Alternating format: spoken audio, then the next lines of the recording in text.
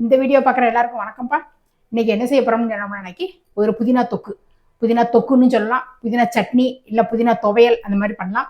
புதினா சட்னி அப்படின்னம்னா இன்னைக்கு நம்ம அரைக்கிற மாதிரியே அரைச்சிட்டு நல்லா கொஞ்சம் தண்ணி ஊற்றி கொஞ்சம் தோசைக்கெல்லாம் தொட்டு சாப்பிட்ற மாதிரி அந்த மாதிரியும் பண்ணிக்கலாம். நல்லா கெட்டியாக தண்ணியே ஊற்றாமல் நம்ம அரைச்சி எடுத்துகிட்டு அப்படியே எண்ணெயிலேயே நல்லா பிரட்டி எடுத்து வச்சிட்டோம் அப்படின்னம்னா நல்லா ஒரு வாரம் 10 நாள் 15 நாள் வரைக்கும் இந்த துவையலை வச்சு சாப்பிட்லாம். தயிர் சாதம், சாதத்தோட ஒயிட் ரைஸோட பிசைஞ்சு சாப்பிட்லாம்.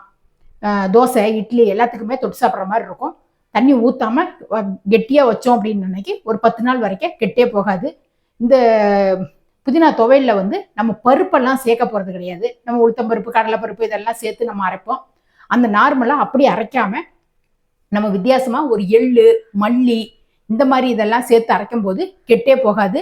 டேஸ்ட்டும் ரொம்ப நல்லாயிருக்கும். அந்த எள்ளோட வாசனை, அந்த முழு மல்லியோட வாசனை, புதினாவோட வாசனையோட சேர்ந்து சும்மா புளிப்பு காரமாக நல்லா சூப்பராக இருக்கும். இந்த சட்னியை வந்து எப்படி செய்யலாங்கிறத வாங்க பார்ப்போம். வந்து தேவையான பொருளை வந்து சொல்லிடுறேன். தேவையான பொருளை வந்து நான் ஃபஸ்ட்டு சொல்லிட்டோம் அப்படின்னா உங்களுக்கு வந்து எடுத்து வச்சுட்டு அரைக்கிறதுக்கு உங்களுக்கு கரெக்டாக இருக்கும். அதனால தான் சொல்கிறேன். 1 ஸ்பூன் கிட்ட கருப்பு எள் எடுத்திருக்கேன்.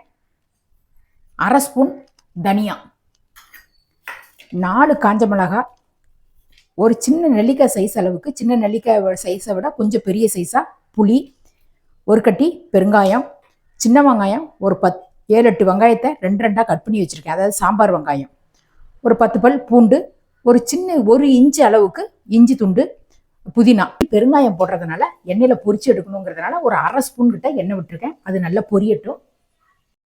இந்த பெருங்காயம் இந்த அளவுக்கு பொரிஞ்ச உடனே இந்த 4 காஞ்ச மிளகாயை எடுத்து வச்சுருக்கேன், அதை போட்டுடுறேன். இதை வந்து காரம் வந்து எங்கள் மிளகால வந்து ஜாஸ்தி இருக்குது, அதனால் நான் கம்மியாக போட்டிருக்கேன். உங்கள் காரத்துக்கு தகுந்த மாதிரி போட்டுக்கோங்க. பொரிஞ்சிட்டு 1/2 ஸ்பூன் மல்லி. அடுப்பை வந்து ஸ்லோவாக வச்சே வறுத்துக்கோங்க. மல்லியும் நல்லா வாசனை வரட்டும். இதில் 1 ஸ்பூன் எள்ளையும் சேர்த்துறேன். எள்ளும் நல்லா படப்படன்னு பொரிஞ்சு வரட்டும். இந்த எள்ளும் நல்லா பொரிஞ்சு வந்துருச்சு. இப்போ நான் அடுப்பை ஆஃப் பண்ணிவிட்டு அப்படியே நேராகவே மிக்சி ஜார்லேயே சேர்த்துட்றேன். அந்த மிக்சி ஜார்லேயே ஆறிட்டு இருக்கிறதுக்குள்ளே நம்ம அந்த வெங்காயம் எல்லாத்தையும் வதக்கிடலாம். திருப்பியும் அதே ஒரு 1/2 ஸ்பூன் கிட்ட எண்ணெய் சேர்க்குறேன். இதில் இந்த சின்ன வெங்காயம், பூண்டு, இஞ்சி எல்லாத்தையுமே சேர்த்துட்றேன். அது கொஞ்சம் நேரம் வதங்கி வரட்டும். இந்த கண்ணாடி பதத்தில் கொஞ்சம் வெங்காயம் எல்லாம் வதங்கி வந்த உடனே இந்த புளியை வந்து இப்படி பிச்சு போட்டுடலாம். உடனே இந்த புதினாவையும் உள்ளே சேர்த்துட்றேன். புதினா வந்து எவ்வளோ சேர்த்துருக்கேன்னம்னா 1 கெட்டு, அதாவது மீடியம் சைஸ் கெட்டு 1 கெட்டு புதினா சேர்த்துருக்கேன். கல்லுப்பையும் உள்ளே சேர்த்துருவோம். ஒரு 1/2 ஸ்பூன் கிட்ட இருக்கும் கல்லுப்பு. புதினாவை நல்லா வதங்கி அப்படி சுருங்கி வந்த உடனே ஒரு 1/4 டீஸ்பூன் கிட்ட மஞ்சள் பொடி சேர்த்துட்றேன். அது வந்து நல்ல கலர் கொடுக்கும். நல்ல பச்சை மாறாமையும் கொஞ்சம் புதினாவோடைய கலரை வந்து நல்லா தூக்கலாக எடுத்து காட்டும். அதனால அந்த மஞ்சத்தூள் ஏற்கனவே கிருமி நாசினின்னு சொல்லுவாங்க, அதை சேர்த்தா உடம்புக்கு ரொம்ப நல்லது தான். இப்போ நான் அடுப்பை ஆஃப் பண்ணிடுறேன். ஆற வச்சுட்டு அரைக்கலாம். ஃபஸ்ட்டு நம்ம வறுத்தோம் இல்லையா, அதை வந்து மிக்சி ஜாரில் சேர்த்ததை நான் பண்ணல தண்ணி ஊற்றாமல் பவுடர் பண்ணி எடுத்துகிட்டு வந்துடுறேன்.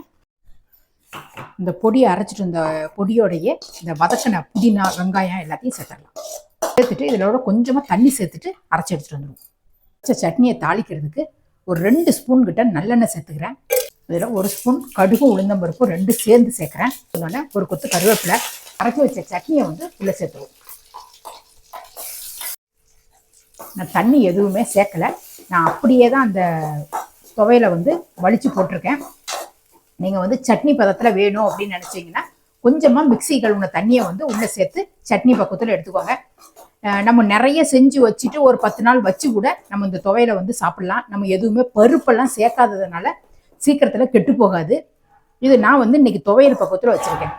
நம்ம புதினா தொக்கு வந்து புதினா தொக்கு, புதினா சட்னி, புதினா துவையல் எதுனாலும் சொல்லிக்கலாம். அது வந்து ரெடி ஆயிடுச்சு. நான் இப்போ அடுப்பை ஆஃப் பண்ணிடுறேன். இந்த புதினா சட்னியை செஞ்சதை பார்த்துருப்பீங்க. நீங்களும் போய் இப்போ உடனே போய் உங்கள் வீட்லேயும் செஞ்சு வச்சிங்கன்னு சொன்னோம்னா நிறைய நாளைக்கு ஒரு 10-15 நாளைக்கு வச்சுக்கிட்டோம், அரைச்சி வச்சுக்கிட்டோம் அப்படின்னோம்னா நிறைய யூஸ்ஃபுல்லாக இருக்கும். வேலைக்கு போகிறவங்களுக்குலாம் ரொம்ப ஒரு சாதத்தோடு போட்டு பிசைஞ்சு சாப்பிட்ற மாதிரியும் ஒரு கஞ்சிக்கு எல்லாத்துக்குமே தொட்டு சாப்பிட்ற மாதிரி ரொம்ப டேஸ்ட்டாக இருக்கும்.